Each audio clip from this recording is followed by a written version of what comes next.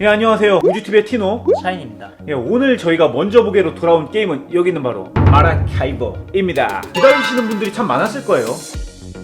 처음에 보셨을 때 어땠어요? 마라카이버 이거? 배로 이렇게 뭐 한 바퀴 도는 것 같이 돼 있어가지고 뭐 자메이카 느낌 아닌가? 잠깐만. 그죠? 약간 느낌은 뺑뺑뺑 도니까.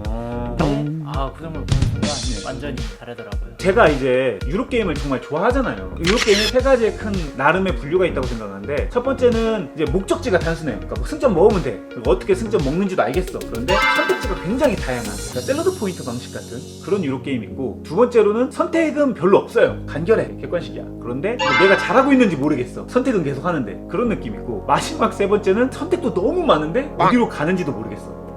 길을 잃어가는 게임, 스루 같은 느낌.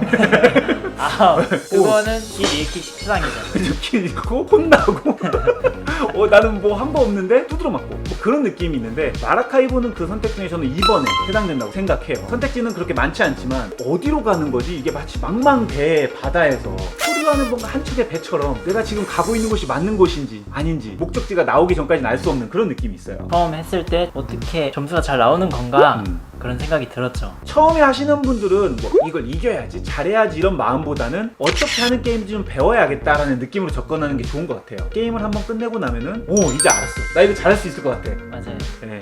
근데 스르도 그런 생각이 들었어요. 하지만 여전하죠. 그거는 뭐 마라카이보는 하면 할수록 좀 자신감도 생기고 실력이 상승된다는 느낌이 좀 있는 것 같아요. 이 작가님이 되게 유명한 작가님이죠. 그렇죠. 알렉산더 피스터. 대본에 약간 비슷한 느낌이 그레이트 웨스턴 트레일, 정말 유명한, 지금 기획 랭킹 10연에 들었나?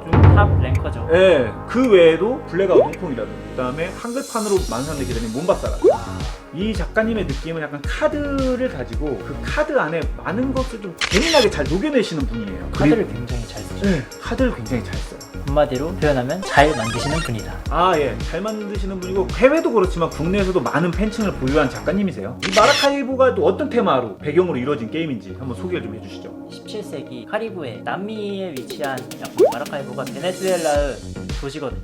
그쪽에서 유럽 국가들이 식민지 지배가 한창일 때 17세기면 그 약간 해적도 있고 그런 시대 아니에요? 약탈하고 막 침략하고.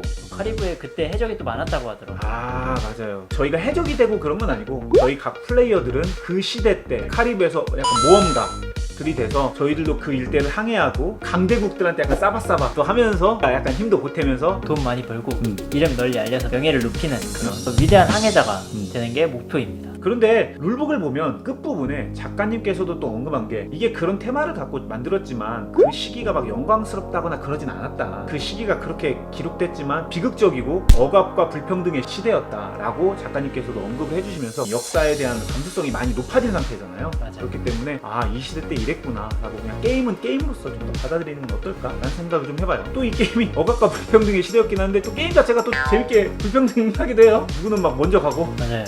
그리고 담배 4개 안 나오거든. 담배 안 줘.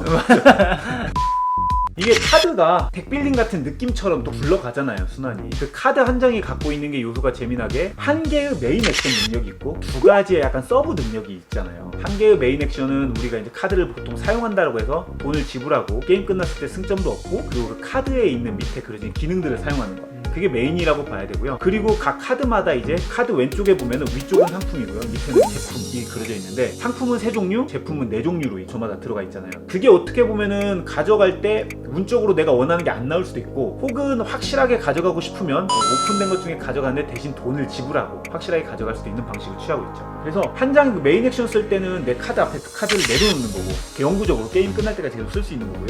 서브로 내가 이걸 자원이나 상품으로 썼을 경우는 그 카드를 완전히 디스카드, 버리게 돼서 또 내 핸들을 계속 채워나가면서 게임을 진행해요. 카드 하나로 또 여러 가지 기능으로 사용하는 그런 게임이죠. 맞아요. 앞서 언급했던 것처럼 액션은 심플하다고 했잖아요. 실은 배를 움직이는데 한 칸에서 7칸까지 마음껏 움직일 수 있어요. 그리고 도착한 지점에 따라서 할 수 있는 액션이 4개인데, 도시 액션, 그리고 마을 액션, 그리고 내가 도착한 지점 위에 퀘스트 타일이 있으면 퀘스트를 수행할 수 있는 퀘스트 액션, 그리고 마지막으로 내가 카드를 사용해서 그 지역이 내 부하를 놔뒀다면 아까 내려놨던 카드 혜택을 보는 부하 액션. 이게 총 4가지가 있단 말이에요. 선택 자체는 그렇게 4가지 중에 하나를 하면 되는데, 그 4가지를 선택하는 과정에 있어서 내가 손에 들고 있는 카드의 이 정보들, 카드 한 장이 3가지의 정보를 갖고 있으니까 여러 가지 조합이 나오잖아요. 이건 내려놓고 이건 자원으로 써야지, 아니 이건 상품으로 쓰고 뭐 이걸 내려놔야지, 막 이런 다양한 복잡성이 주는 재미가 재밌어요, 확실히. 변형 론델처럼 이렇게 보드를 도는데 각 지역은 뭐 여러 채고 배가 도착해서 액션을 수행할 수 있지만 퀘스트 같은 경우는 선착순 요소가 있기 때문에 내가 그걸 먹고 싶어도 못 먹는 경우가 있죠. 퀘스트가 그게 크고 약간 돈이랑 점수를 얻을 수 있는 그 경력 카드를 달성하는데 퀘스트가 굉장히 중요하기 때문에 그런 점에서 또 치열할 수 있고 대도시에 도착해서 물건을 팔아야 되는데 한번 팔고 나면은 이렇게 토큰들을 이렇게 올려놓는단 말이에요. 그러면은 이번 라운드에서는 이제 거기서는 더 이상 그걸 팔 수 없는 맞아요. 그런 선착순 요소 때문에 아 내가 모든 걸 하고 갈 순 없구나 그런 고민들이 있어요. 인터랙션이 확실히 있는 게임이에요. 그런데 재미난 거는 내 계획이 틀어졌을 때 탄력성이 굉장히 좋아요. 나는 이렇게 하려고 이 카드를 들고 있었는데 누군가가 그 계획을 저지했어. 그러면은 보통 탄력성이 소위 낮은 게임들은 좀 짜증나고 내가 할 게 없어진단 말이에요. 나 망했어, 안 할래, 막 이렇게도 되는데 마라카이보는 탄력성이 굉장히 좋아서 누군가가 내가 하려던 계획을 먼저 선착순을 하더라도 그러면 다른 걸 해야지. 방향선회가 굉장히 빠른 편이에요. 그런 점에 있어서 저는 내가 하려던 걸 누가 해도 기분이 좀 안 나쁘더라고. 확실히 그 점이 또 마라카이브의 큰 매력이라고 느끼는 게 흐름 자체가 내 계획으로만 막 흘러가는 게 아니고 그렇다고 남에 의해서만 내가 막 끌려가는 것도 아니고 내 계획과 상대편의 계획들이 계속 이렇게 얽히고 설키면서 뭔가 하나의 양상과 흐름을 만들어 간다는 거. 우주TV 영상을 보신 분들은 알겠지만 제가 가장 좋아하는 그 보드게임의 매력, 사람과 사람 간에 얽혔을 때 그 뭔가 만들어지는 그런 재미난 시너지, 그런 것들이 정말 잘 담겨 있다고 생각하는 거죠. 그리고 그 액션들의 결정을 낼 때는 두 가지의 정보가 있는데 오픈된 정보가 있고 비공개 정보가 있어요. 비공개 정보는 개인 카드들, 공개 정보는 우리가 함께 보고 있는 이 보드판 끝날 때마다 퀘스트가 생기기도 하고 대도시에 선적했던 그 상품들이 다시 리셋돼서 매 라운드마다 다시 시작하는 기분을 주게 하잖아요. 맞아요. 닫힌 정보가 주는 매력도 있지만 열린 정보가 주는 게임의 재미가 또 상당해요. 맵이 처음에 한 번 깔리면 일단 맵이 바뀌는 데까지 시간이 있기 때문에 항상 그 보여지는 그 맵들을 내가 계산해서 계획을 세울 수 있는 그런 보여지는 요소들이 또 있죠.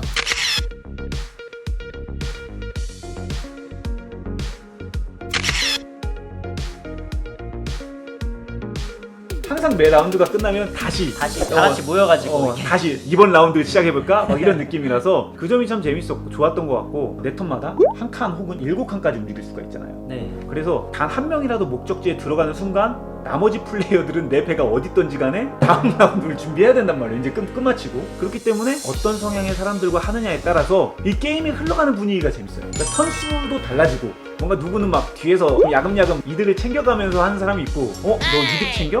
아 그럼 나 빨리 가볼까 하고 막 달려버리는 사람이 있고 그리고 먼저 도착한 사람은 점수를 좀 더 주고 되게 좋았던 게 도착하더라도 바로 즉시 다음 라운드 시작이 아니고 한 턴 정도 그리고 마지막은 2턴 정도의 라운드가 끝날 때 여러분들 이제 끝났습니다. 여러분 그러니까 마지막 턴 신중하게 하세요라는 약간 유예의 기간을 줬어요.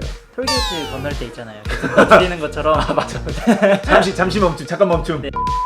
대도시에 도착했을 때 도시에 세팅된 상품들을 지불하면서 폰들을 제거할 수 있거든요. 그러면서 겨우 엔진 빌딩이 그때부터 이제 시작이 되는데 어떤 것부터 빼냐 그런 자유로운 고민이 굉장히 좋았어요. 해금이라고 하죠. 패시브 능력들도 많아지고 내가 할 수 있는 추가적인 액션 수행들도 조금 늘어나고 보너스 점수들도 더 얻을 수 있고 네. 그 모든 것들이 플레이어의 선택이란 말이죠. 상황에 맞춰서 또 각자 선택하는 게 다르기 때문에 해제하면 무조건 좋아요.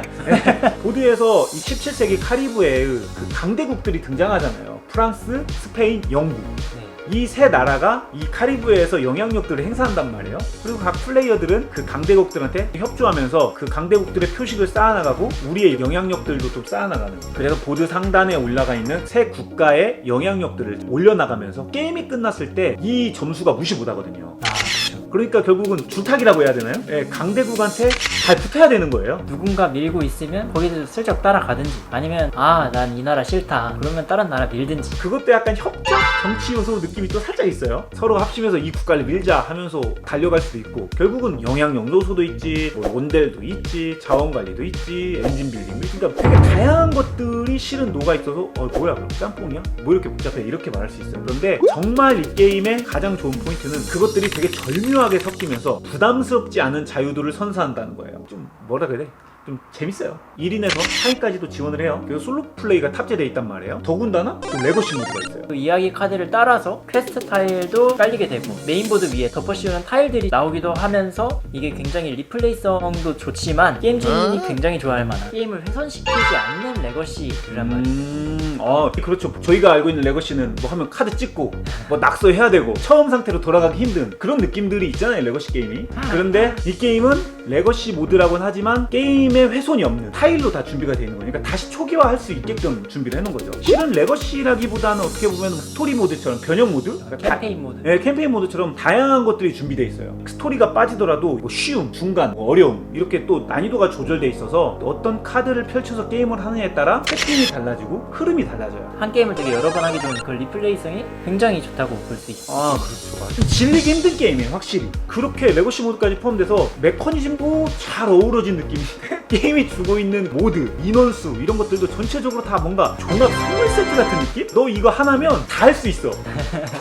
이런 느낌으로 다가와요. 그리고 또 이번에 상대판을 구입 시 또 특전이 또 있죠. 함선 확장이랑 프로모를 주는데요. 전투를 통해서 강대국의 영향력을 되게 강화시키는 방향의 카드들이 등장했고, 또 전투 포인트를 거의 전투할 때만 사용하는데 전투 포인트를 사용할 수 있는 프로모 타일을 같이 주고 있습니다. 기본적으로도 이 갖고 있는 게임 자체가 굉장히 풍성한데 그 풍성함에 조금 더 풍성함을 더해주는 확장과 프로모까지 같이 출시가 된다고 하니까요. 여러분들 마라카이보 관심 있으시면 지금 보드엠 사이트에서 추가 정보 더 얻어보시길 바라겠습니다.